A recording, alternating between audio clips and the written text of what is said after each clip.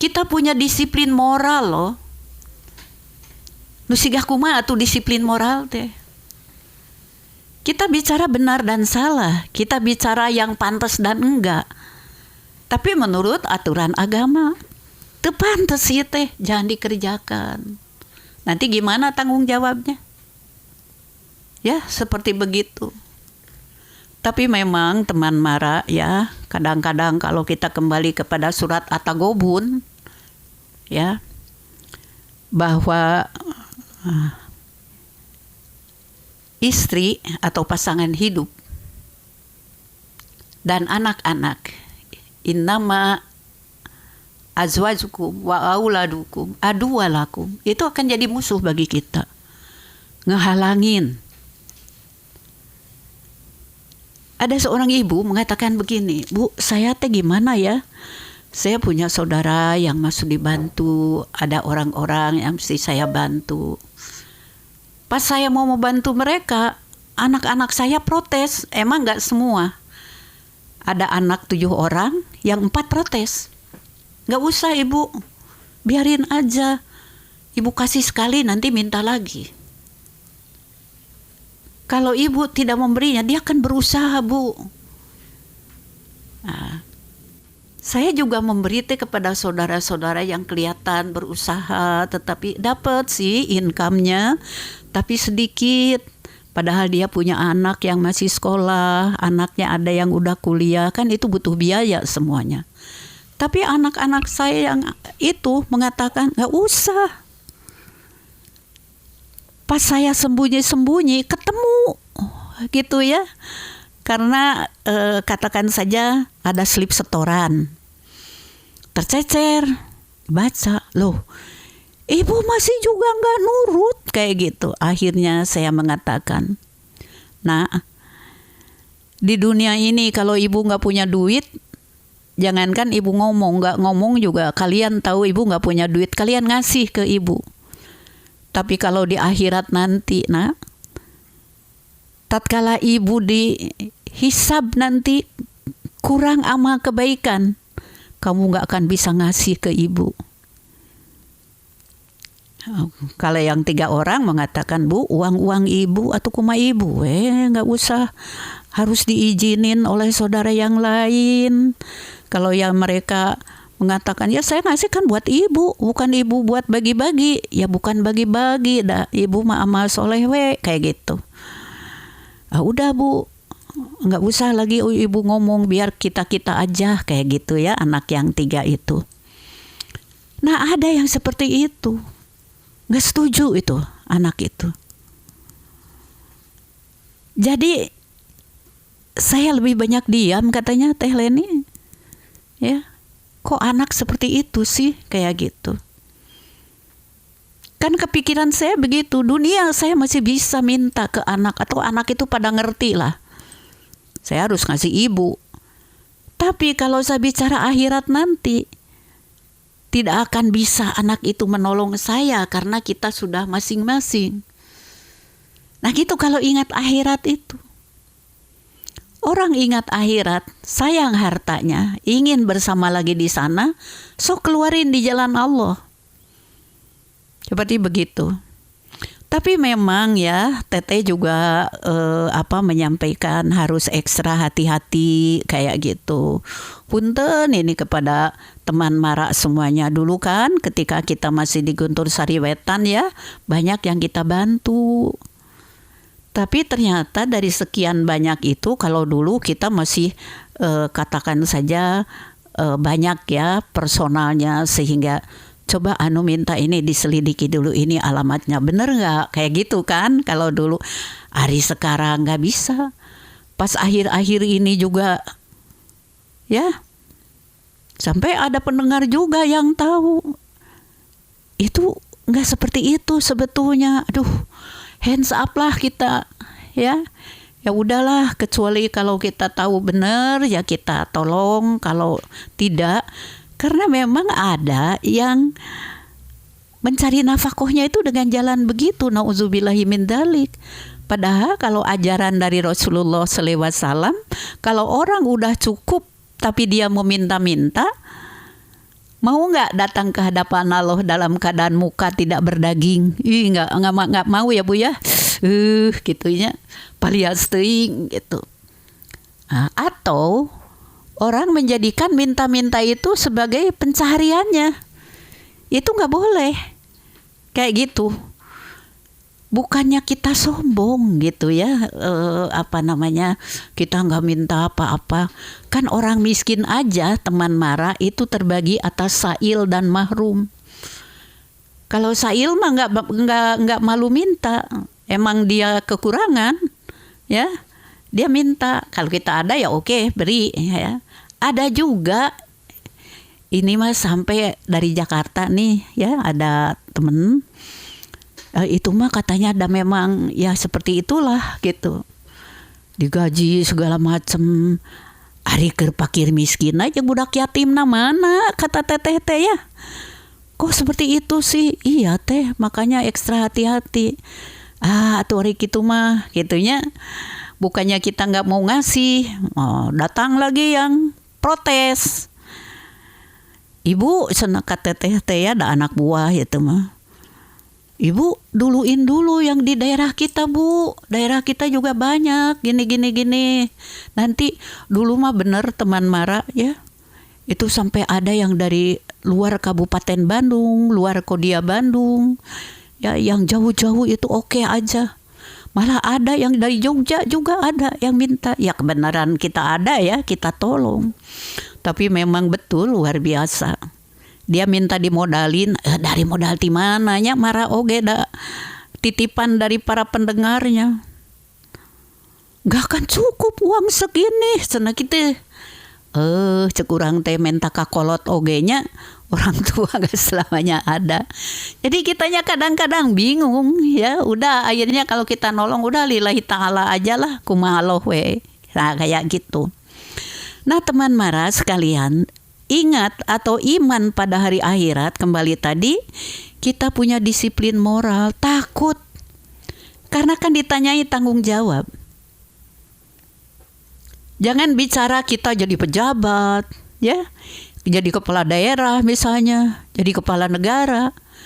Buat diri kita sendiri aja, kulukum ro'in, tiap kalian itu pimpinan, wa mas'ulun an ro'iyati.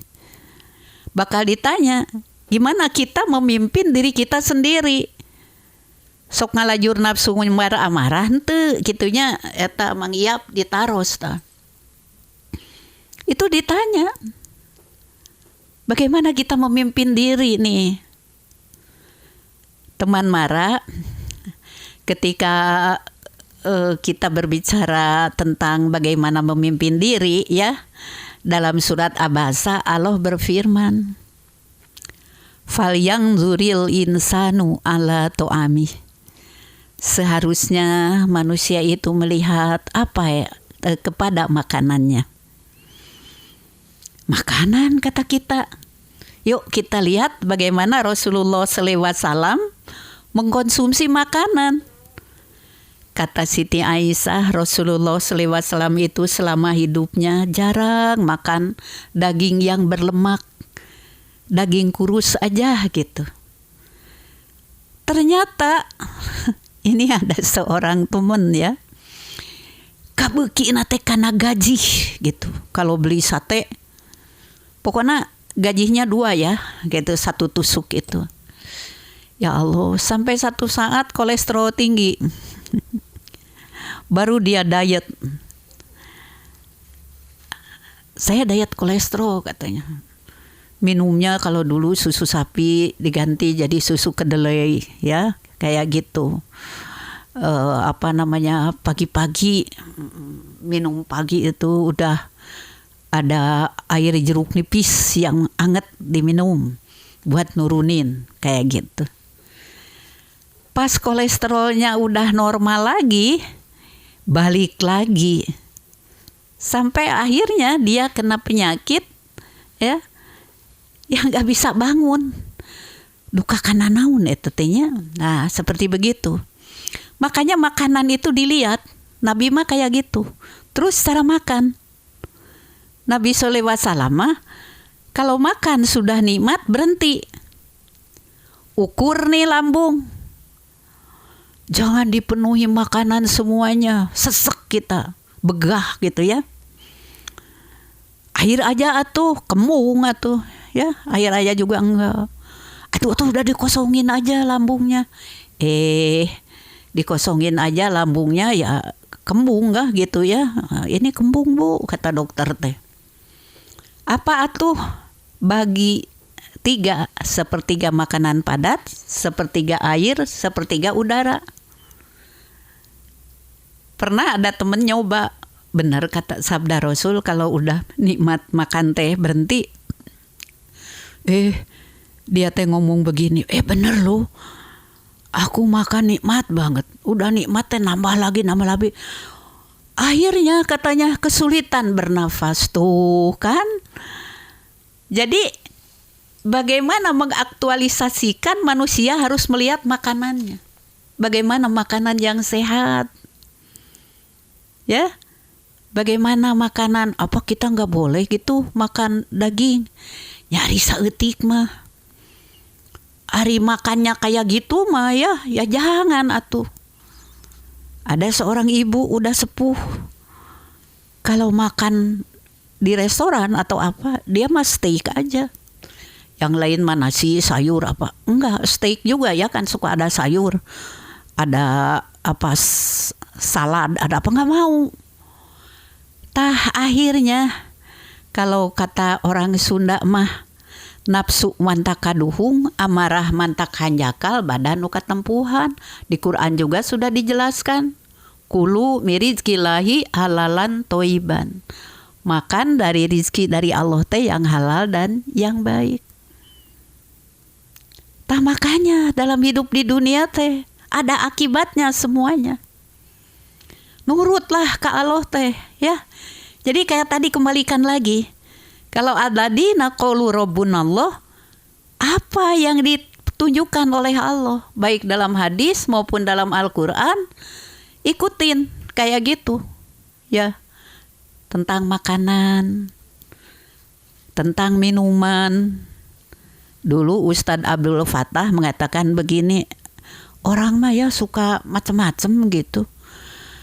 Minuman yang sehat teh banyak. Air bening ya, kita mah nyebutnya aqua, air kemasan. Bandrek, bajigur, jus gitu ya, jus jeruk, mau jus apa namanya, sirsak, mau apa. Teh boleh, mangga, kopi gitu ya. Nah, bari harganya juga terjangkau kan. Tapi kenapa orang minum minuman keras yang ada harganya 1 botol itu sampai berjuta ya? Bari mabok. Orang kalau udah mabok nggak tahu apa-apa. Apa yang dikerjakannya itu nggak tahu. Kok sampai segitunya sih? Nah, teman Mara dan pemirsa Mara TV, sampai hal-hal yang sebegitunya juga nanti itu dipertanggungjawabkan di hadapan Allah di hari akhirat. Coba pikir oleh kita semua, indah enggak tuh kehidupan kalau kita mengikuti petunjuk Allah, mengikuti contoh dari Rasulullah Shallallahu Alaihi Wasallam, ya seperti begitu. Ini malah damang pangmengpeng gitu. Mumpung kita masih hidup, masa sih nggak dicicipi? Untung ya teman Mara, kalau kita lihat dalam proses pertumbuhan manusia, ketika lambungnya belum kuat, bayi itu belum diberi gigi oleh Allah, bertahap gitu kan. Makanannya juga bertahap kan.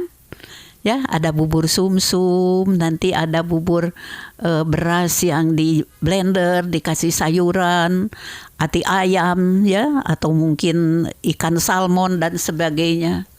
Sampai akhirnya giginya tumbuh semuanya. Nah, mulai di situ. Kalau zaman sekarang mah makan seblak, makan cireng dan sebagainya. Terus ya. Di saat remaja, taste-nya itu ya, rasanya itu pengen yang ngegigit gitu. Jadi yang pedas, yang asem, kayak gitu kan. Wah, nikmat sekali katanya. Kalau makan bakso itu cabenya 2 sendok ya, pakai cuka, kecapnya juga banyak. Wah, itu mah yang tadinya pusing, ada gejala flu juga hilang katanya gitu. Tapi perut Anda bertambah usia, lah boro-boro begitu. Ya, makan pedas sedikit aja, cabai rawit sedikit, apalagi sekarang ada cengek domba ya. Teh Leni suka ngelihat ada resep masakan. Udahlah pakai cabai benot, pakai cengek domba juga digiling kayak gitu. Gimana mau makannya? Dah pedas juga kan katanya, ada grade-grade-nya. Ya, ada tingkat-tingkatnya. Mau ngerusak diri. Alhamdulillah tatkala lagi lambung sudah lemah, maka gigi manusia juga one by one tuh goodbye ya. Jadi mileleyankeun. Coba kalau gigi masih kayak lagi muda, nafsu masih ada, makan kayak tadi. Atuh lambung teh merenya kalau bisa ngomong aja jeritan, tulung-tulungan kayak gitu. Dan itu semua dipertanggungjawabkan. Mungkin yang lain nggak bahas ini ya, amal saja. Tapi cara makan, cara berpakaian, adab. Kita tidak bisa lepas dari adab. Sejak mulai kita bisa dididik oleh orang tua kita dengan tadrib. Naon tadrib teh pembiasaan. Gitu ya, anak kecil udah sopan, alhamdulillah. Sampai tua. Jangan juga kalau sudah tua, budak ngoran, uku dulu ya tiheula datang ke dia, orang tua mah enggak. Masa orang tua nyalamin dulu? Enggak gitu juga sih. Ya, jadi tua itu bukan berarti berada di atas singgasana yang muda-muda tuh harus gimana ke kita ya. Anak enggak sama kan. Apalagi di antara anak sekarang yang tidak tahu adab. Oh, karena orang tua harus begitu.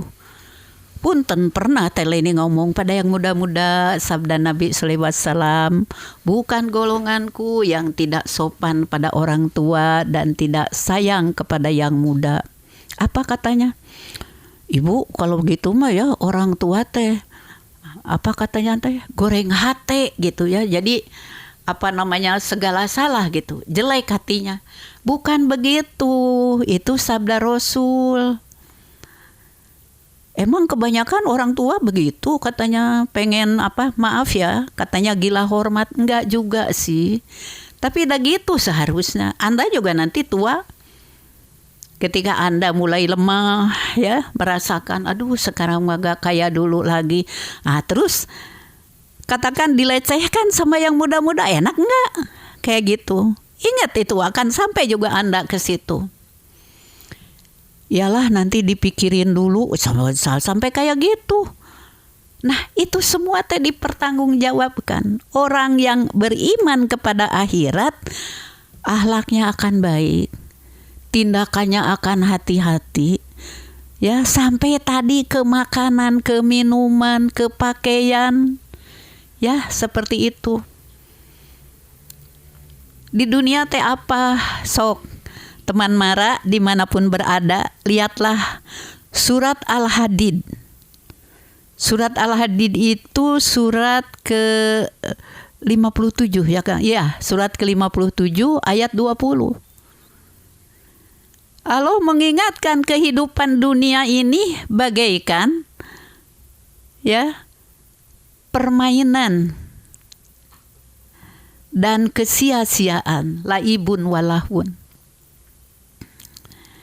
Enggak ya, hakikat hidup ini ya enggak benar-benar lah. Ya. Coba di dunia mah orang ngejer duit ya. Miliaran, triliunan. Enggak peduli korupsi, enggak peduli manipulasi. Aduh, naudzubillahi min dzalik.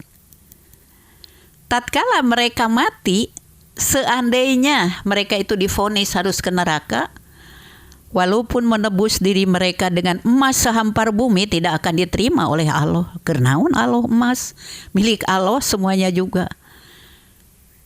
Berguna emas itu di dunia, duit itu berguna di dunia, di akhirat Apa? Amal soleh, sok larikan. Ya, ditransfer ke amal soleh, transfer ke akhirat melalui amal soleh. Seperti begitu. Nah, coba kita lihat betapa ya, nyari duit, hak orang. Ketika kita mendengar ada bansos yang dikorupsi, sakit ke hati teh. Gusti eta teh pan bagian anu sangsara gitu ya. Kok tega sih? Tega banget kayak gitu. Nggak kasihan. Ini udah banyak, pengen lagi ngebanyakin. Nggak takut akhirat tuh kan? Kalau takut akhirat, takut pembalasan. Makanya Allah berfirman, laha ma kasabat walaiha maktasabat. Tatkala dia berbuat baik, kebaikan itu feedbacknya bagi dirinya. Dan tatkala dia berbuat jahat, kejahatan itu juga akan kembali kepada dirinya. Cing, dugi kadinya tak emutan, sampai nggak ke situ pikiran kita. Ya kalau nggak meyakini mah, makanya sebutkan ya, mengimani, mempercayai hari akhirat. Hari yang nggak percaya mah, apa katanya? Wah, kawas anu geus nganjang ka pageto, kayak yang udah bertamu ke hari lusa, kayak gitu kan? Atau juga pernah nih ada ya seorang ibu mengajak tetangganya, Bu, kita ke majelis taklim, kita pengajian. Ibu, alhamdulillah hati kita diterangi dengan cahaya hidayah dari Allah dan Rasulnya. Kita juga punya bekal buat nanti di hari akhir. Tapi apa sih tetangga mengatakan? Ya memang ibu tadi kan, kata teman-temannya, Bu, sok sama ibu lah dijemput biar jamaah kita itu bertambah. Tapi ibu ini kan nggak pernah ke pengajian, ke majelis taklim. Apa jawabnya teman Mara dan pemirsa Mara TV? Bagi saya, katanya gitu, nggak ada bedanya sih. Mau iman mau enggak juga, mati mah dikubur, dimakan cacing. Ada yang begitu. Na'udzubillahi min dzalik. Kalau teteh kembalikan lagi kepada tadi, ya itu mah kurungnya ya, jasad kita. Tapi ruh kita yang akan ke sana mempertanggungjawabkan segala perbuatan kita. Duh, kalau ditanyakan pertanggungjawaban, ya Allah, gitu ya. Sampai seseorang mengatakan bahwa yang khusyuk itu alladzina, orang yang mengimani gitu, bahwa dia annahu mulaku rabbihim, dia akan bertemu dengan Tuhannya dan akan mempertanggungjawabkan amal-amal perbuatannya. Ada orang ya punya majikan, baik majikannya itu. Satu saat dia berbuat salah, kabur aja dari pekerjaannya, nggak izin, nggak apa kayak gitu. Majikannya juga ya udah biarin aja gitu. Satu saat ya waktu berjalan ya, ada suatu pertemuan gitu. Nah, si mantan karyawannya itu ada, nggak menyangka bahwa mantan majikan akan hadir. Begitu ketemu, berubah wajahnya menjadi pucat. Sampai gemeteran, dia mengatakan, Bapak, saya berdosa, saya bersalah. Saya keluar juga nggak bilang dulu. Bagaimana ya saya menebus dosa saya? Kata majikannya, ya yang udah mah udah aja. Pokoknya kamu sekarang rubahlah kelakuan itu. Apa yang kita peroleh? Ketemu orang aja kita berbuat salah sampai seperti itu. Gimana kalau kita ketemu Allah dalam kondisi diri ya berlumuran dosa, banyak hal yang kita langgar. Malu enggak sih ketemu dengan Allah? Takut enggak sih? Walaupun Allah itu ya Maha Pemaaf misalnya, takut enggak? Malu enggak? Kayak gitu. Makanya orang dulu mengajarkan dalam pelajaran agama ini harus ada atau pengertian ya, bukan pelajaran. Dalam mengerti atau memahami agama itu harus ada khauf dan roja. Khauf itu kekhawatiran, ketakutan, dan roja itu keinginan. Kalau bagi awam mah gampang, khauf itu takut ke neraka, roja itu ingin ke surga. Tapi pada tingkat yang lebih tinggi, khauf itu adalah takut kalau kelakuannya itu menyinggung kasih sayang Allah, dan roja itu ingin diridhoi oleh Allah. Sekian dulu ya, karena waktu. Teman Mara dan juga pemirsa Mara TV, sampai di sini dulu ya. Nanti akan kita lanjutkan lagi. Mudah-mudahan bermanfaat ya.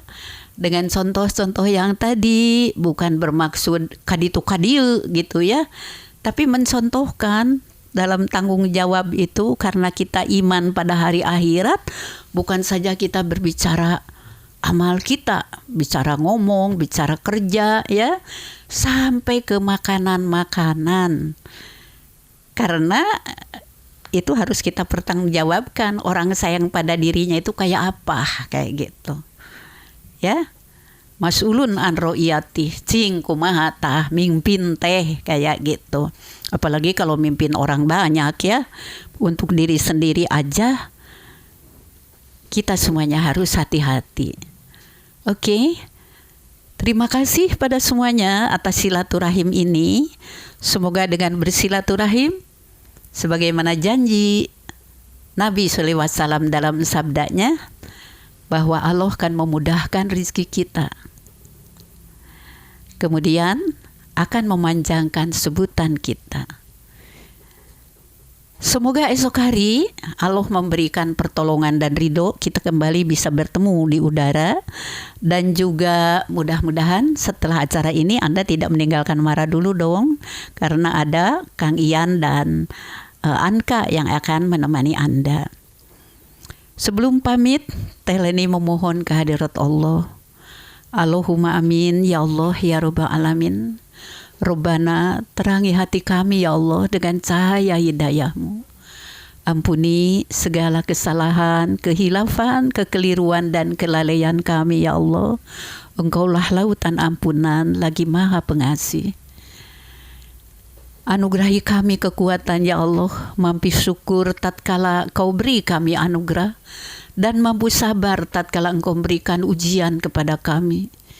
Rabbana, tiada tempat kami berlindung, bergantung dan bernaung kecuali kepadamu. Lindungi kami ya Allah, tolonglah kami. Kami berlindung kepadamu dari segala mara bahaya, dari bencana, dari fitnah, dari musibah, dari wabah, dari segala macam penyakit, dan dari segala kejahatan makhluk-Mu. Rabbana yang maha pengasih lagi maha penyayang, kami memohon kehadirat-Mu, anugerahi kami kesejahteraan, kebahagiaan, dan kemuliaan hidup di dunia dan di akhirat kelak. Subhana rabbika rabbil izzati amma yasifun, wassalamun alal mursalin, walhamdulillahi rabbil alamin. Amin ya Allah ya Rabbal alamin. Teman Mara dan juga pemirsa Mara TV, izinkan Teh Leni undur pamit. Ila liqa ma'assalama fi amanillah. Aqulu qouli hadza wa astaghfirullah li wa lakum. Wassalamualaikum warahmatullahi wabarakatuh.